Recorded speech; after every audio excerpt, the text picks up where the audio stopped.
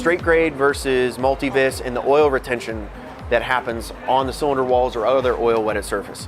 So this question, I kid you not, we probably answer at least 15 to 20 times a day at any of the air shows. So we're at Sun and Fun, we're here. This is a very common question. And so what we did, one of our scientists back in Bartlesville actually came up with this test. And what he did is, it's very simple. Anybody can repeat any of these tests. So this is not proprietary in any way, but we took actually just a piece of steel, it's a little coupon, and we actually dipped it in oil, and then on the other end of the steel, we just had a string, and we attached it to a balance, just a scale, essentially. And so we actually dipped it in the oil, then we went back and looked at different periods of time, 2 hours, 24 hours, 48 hours, all the way out to 7 days. And what we wanted to look at was how much oil was still on that actual metal coupon. And so what we did also is just to make sure there wasn't anything maybe throwing us off, we actually repeated this 3 times. So what you see here is an average of 3 data points. So we did our XC, we did our Type A, and we did a competitive multi-grade. And so also pay attention to the scale here on the y-axis because it's pretty small, right? So you're at the second decimal place here. So at 2 hours, you can see that the XC maybe has just a slightly less amount of oil on that metal coupon, and the straight grade has slightly more.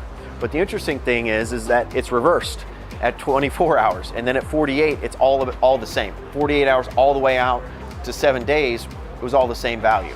So we didn't need to report it, just kind of confuses everybody. So long story short out of this, it's all about the same. Whether you run a straight grade or whether you run a multi-vis, it's relatively all about the same. Yeah, I mean, corrosion is our engine's #1 enemy. So in those times whenever they're sitting, depending on how much and how often you're flying, we always hear you'd rather have an engine with higher time that gets flown on a regular basis than lower time. And it is to prevent and keep that boundary layer consistently flowing on the engine. But what that's trying to showcase is that, you know, you don't have to run the straight weight because the multi-weight will give you better protection during those starting periods and running periods. A lot of times the straight weight also comes off the cylinder walls quicker during shutdown. Yep. So you got to think of it this way too. Lubricants do a lot of different things in an engine, right?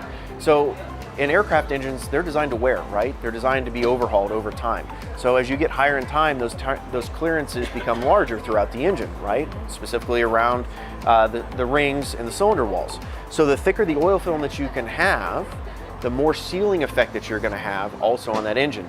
So that's the other aspect of running a multi-viscosity, conversely to a straight grade.